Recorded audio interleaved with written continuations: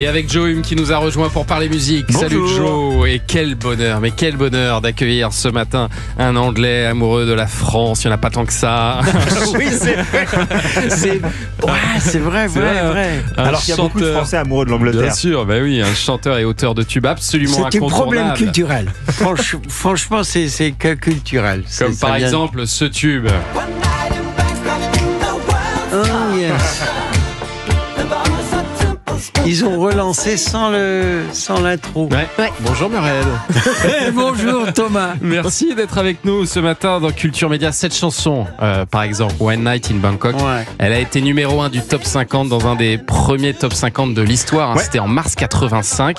Et alors, je sais pas si c'est vrai, mais il paraît que vous avez soufflé l'idée du top 50 à Philippe Gildas, dont vous étiez assez proche à l'époque, je crois, qui était le pense. patron des programmes d'Europe 1 à l'époque. Est-ce que c'est vrai ça? C'est Marc Toesca qui nous a dit ça. Ah, Qui était enfin, présentateur il du top admet. 5. Alors, Il c'est... admet. Ah, donc, voilà, si, c'est bon. je suis ravi parce que franchement, moi, c'était une façon de redonner à la France quelque chose. Je me suis dit, j'ai appris que, en effet, que des gens étaient nommés sans raison. Ouais.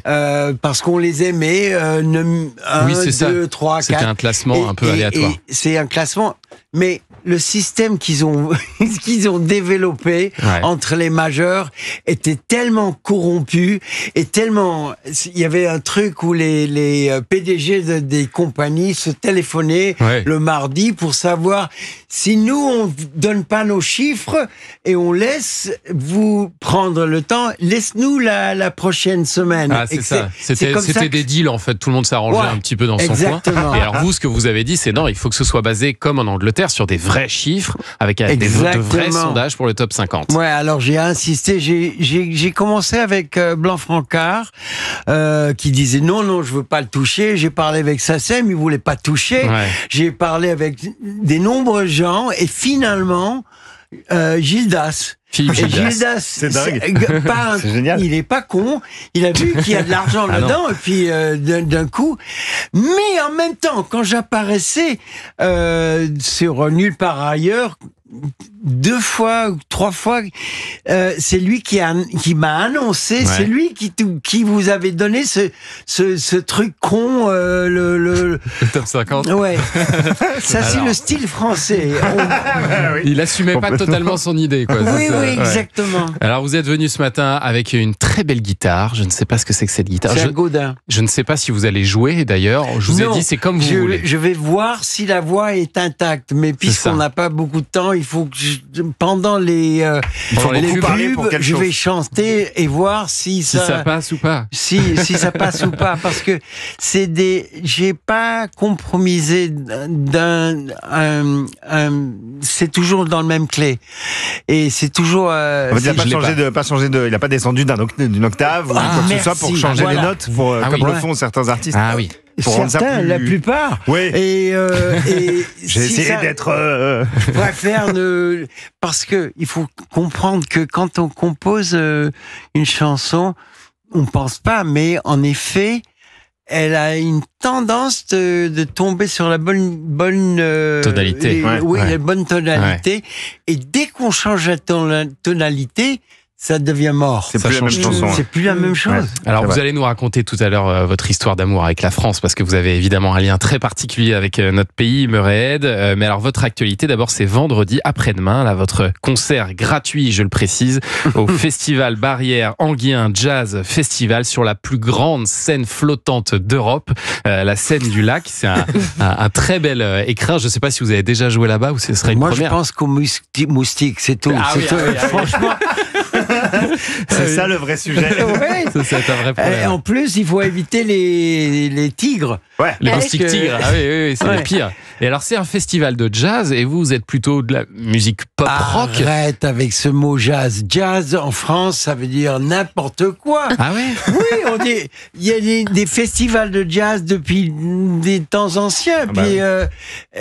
et on importe n'importe qui si Ouais. on a la chance de l'importer et de l'avoir. Et vous, c'est vrai que vous avez toujours été influencé par la musique jazz dans votre musique, par la musique Un peu. afro-américaine aussi. aussi. D'ailleurs, quand vous êtes arrivé aux États-Unis pour la première fois, Murray Head, vous avez surpris beaucoup de gens quand ils ont découvert que vous étiez blanc, paraît-il. En fait, on vous prenait à l'oreille pour un artiste noir et vous, ça vous plaisait beaucoup, cette idée-là. C'est incroyable parce que je parlais, ça c'était le moment. J'ai fait Jésus-Christ Superstar à l'époque. Je suis allé personnellement sans savoir qu'ils avaient changé leur avis et que l'Amérique a dit nous on veut le sortir, mais pas avec des Anglais. On s'en fout des Anglais. On va avoir on va gagner avec le show. Et le show, il faut qu'il y ait un Américain qui joue Christ. Alors ils ont changé tout. Alors moi, sans le savoir, parce que c'est pas des discussions avec des artistes, c'est des discussions entre compositeurs et maisons disques. Ouais. Et moi, je suis arrivé là-bas et il y avait des gens qui ont dit je pensais que vous étiez noir. Et pour moi, c'était le plus grand compliment de ma vie. C'était énorme. Mais en effet, 5 minutes après, il y avait une voix intérieure qui disait mais t'es pas noir. Ah oui, non, ça va être pas noir. Ça va être difficile. Arrête. Qu'est-ce que tu penses quoi? Et là, c'était le commencement de trouver qui j'étais, à qui appartenait ce voix. Parce que, en effet, on imite ce qu'on aime. Et on a des héros, dans mon cas, c'était tout le label Stax, tout le label Tamla. Il y avait quand même, j'étais complètement porté par cette musique. Et ils étaient là. Moi, j'étais amoureux de Ray Charles à l'âge de 7 ans. Ah oui. Oui, ah oui, d'accord. C'était mon premier idole. Et donc vous dites que c'est à ce moment-là que vous avez commencé à vous éloigner de ça et à vous trouver vous-même, quoi. Ouais. Oui, mais et Jésus-Christ Superstar. Là. Non, je l'ai trouvé avec Satan So. C'est Satan So et c'est des chansons qui sont à côté. Cette fameuse chanson. On va c'est un bijou, cette chanson. C'est un tube planétaire, évidemment. Oui. On va l'écouter tout à l'heure en intégralité, cette magnifique chanson signée Murray Head et qu'on n'oubliera jamais. Ce qui est fascinant, c'est que j'ai vécu 50 ans avec des Français qui n'ont jamais compris les paroles. Non. Ah non, non, ils ont fait l'amour avec. Ils ont fait l'amour avec. Ils pensent que c'est une chanson d'amour. Oui. J'ai rencontré pendant mes concerts. En fait. J'ai rencontré au moins 20 enfants qui ont été conçus grâce à cette chanson. Alors vous allez nous donner dans un instant la vraie explication derrière cette chanson, parce que moi j'ai plusieurs théories aussi, vous allez nous dire laquelle est la vraie, et puis on va avoir le droit aussi à un blind test signé Joe. On revient tout de suite sur Europe 1.